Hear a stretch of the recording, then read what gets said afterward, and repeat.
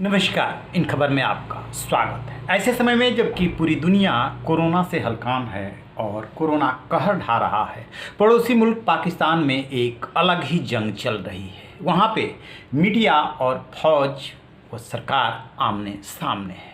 दरअसल वहाँ पे सरकार का मतलब ही होता है फौज। बहुत कम समय ऐसा रहा होगा शायद सरकार वास्तव में सरकार रही होगी, अदरवाइज फौज ही, चाहे वो सामने सरकार हो, पीछे से रह के या कभी फ्रंट पे आकर के सत्ता संभालती है। इन दिनों वहाँ पे कोहराम मचा है। वजह, जो वहाँ के पत्रकार हैं असद अली तूर, उन पे जो हमला हुआ था, उनके हाथ पैर तोड़ दिए गए थे, उसके पीछे फौज का ही हाथ था। इसको लेकर पाकिस्तान के पत्रकारों में उबाल है। जब विरोध होने लगे तो वहाँ के मशहूर पत्रकार हैं मीर साहब, जिनका कि जियो न्यूज़ पे एक प्रोग्राम आता है कैपिटल टॉक, वो काफ़ी फेमस है, उसकी रेटिंग बहुत अच्छी है। तो इन्होंने बयान दिया। बयान जैसे ही दिया वैसे ही उनका कार्यक्रम रोक दिया गया। चैनल की तरफ से सिर्फ इतना बताया गया कि फिलहाल जो है इसे रोका जा रहा है टेम्परेरी, लेकिन माना ये गया कि ये सब कुछ फौज ने कराया है। सिर्फ बात इतनी ही नहीं है, वहाँ पे पत्रकारों पे हमले की पूरी एक लंबी कहानी है, एक लंबा सिलसिला है, जिसमें अप्रैल में अबसार आलम पे हमला, इसके अलावा जुलाई 2020 में मतीउल्लाह पे जो है हमला, बीबीसी उर्दू का प्रसारण बंद। और जब जैसे ही इसको लेकर के विरोध बढ़ा और विरोध बढ़ने के बाद हामिद मीर जैसे लोग आगे आए, बयान देने लगे, वैसे ही फौज और सरकार के जो है वो गुस्सा बढ़ गया। अब यहीं से कहानी टर्न लेती है। इधर एक तरफ सड़क पे पत्रकार हैं, दूसरी तरफ एक वाकया वहाँ पे होता है कि जो आईएसआई के चीफ है लेफ्टिनेंट जनरल फैज हामिद, वो जो है उनके घर में कॉल गर्ल आती है और ये बात उनकी पत्नी को पता चल जाती है। फिर वो गोली चला देती है। इस बात को यदि सामान्य दिन होते तो शायद ढका छुपा रहने दिया जाता, कोई बड़ी बात नहीं होती।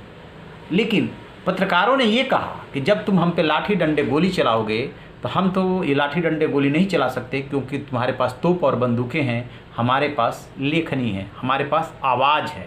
हम उस आवाज़ को बुलंद करेंगे और बताएंगे दुनिया को, बताएंगे देश को कि कॉल गर्ल, आईएसआई चीफ और उनकी पत्नी का क्या किस्सा है। दरअसल गोली उनकी पत्नी ने ही चलाई थी, ऐसा कहा जा रहा है। अब जब सत्ता और फौज बेनकाब हो रही है तो बौखलाहट है।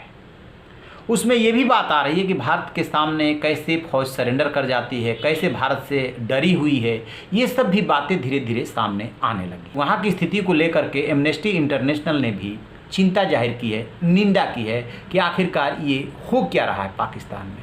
कहा जा रहा है वहाँ पे जो एक रिपोर्टर्स विदाउट बॉर्डर्स नामक संस्था जो है वो कह रही है कि पाकिस्तान दुनिया का 5वां ऐसा देश है जहाँ पे मीडिया का काम करना बहुत ही खतरनाक है, यानी कि 5वां खतरनाक देश बन गया है। अंदाज़ा इसी से लगा लीजिए कि वहाँ पे कैसे पत्रकार काम कर रहे होंगे। अपने ही बिरादरी के लोग हैं, किन दबाव में कैसे काम करना पड़ता है बहुत भली भांति जानते हैं, वहाँ की जो स्थिति है वो भी जानते हैं। और मीर जैसे पत्रकारों को यदि सामने आना पड़ रहा है, जिन पे कि जो है 2 बार नौकरी से हाथ धोना पड़ा, जिन पे हमला हुआ था 2014 में, जानलेवा हमला हुआ था, किसी तरीके से बचे थे, लेकिन उनकी आवाज़ को कोई नहीं दबा पाया। वो बोलते रहे, वो लिखते रहे, वो अपना कार्यक्रम देते रहे। और अब भी जो हमने सीन देखा है वहाँ पर पत्रकारों के प्रदर्शन का, उसमें जो उनकी आवाज़ की बुलंदी थी, महिला पत्रकार भी आगे आ रही हैं, वो सरकार और फौज बंदूक की नोक पे नहीं दबा सकती। इस पे हमारी नज़र रहेगी और जैसे ही कोई अपडेट मिलेगा आपसे साझा करेंगे। आप रहिए ना बेखबर, देखते रहिए इन खबर। Thank you.